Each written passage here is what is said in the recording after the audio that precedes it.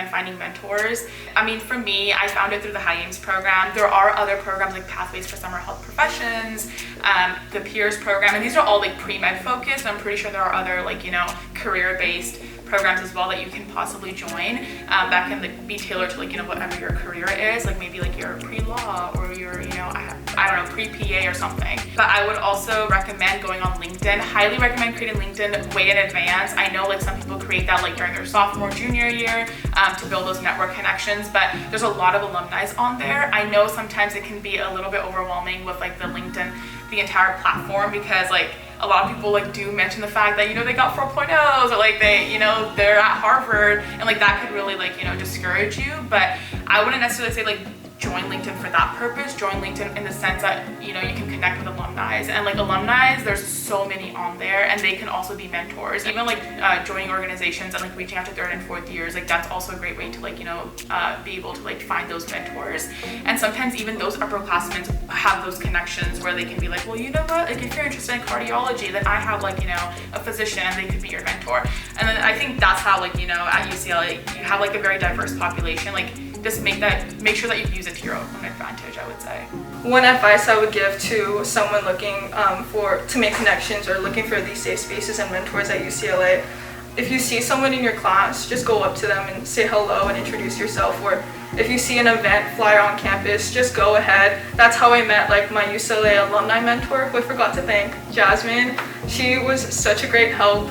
Definitely joined the UCLA alumni network. She showed me so many tips on how to apply for jobs after nursing school. So thankfully for her, I feel like I'm set, I'm graduating, and I have a job afterwards. So definitely reach out to people in your class, and once again, don't be afraid to join different clubs and organizations so you can meet these people who have so many resources for you.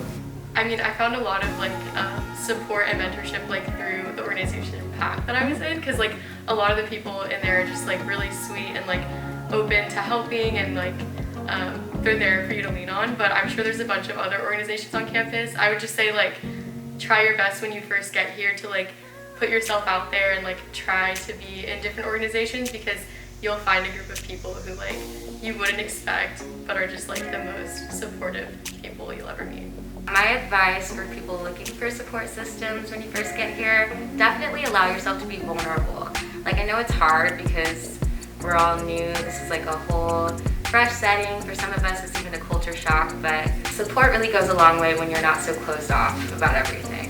Undergraduate research is an opportunity to get in contact with, you know, graduate students or like a postdoctoral scholar or, you know, a faculty mentor. I also think that going to your professor's office hours can be really valuable.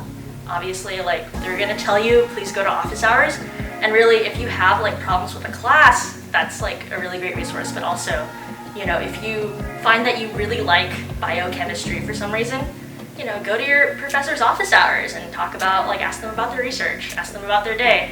And you might find that, like, wow, you really like that topic, and that could lead to other opportunities down the road. One of the things that I've learned at UCLA is that when you're at such a big campus, it's very hard for you to, you know, get lost in the crowd. But the important thing is that you learn to advocate for yourself. And that's something I had to actually learn, a skill that I had to build. Knowing myself, I was very independent, self-reliant, and I didn't really like to ask for help. But when you do that, you realize that you open yourself to a plethora of opportunities. There are things out there that you learn about just by asking one simple question. So never be afraid to ask anyone for any resources or any opportunities. They are open to you. They are yours. You just need to ask somebody to guide you to them.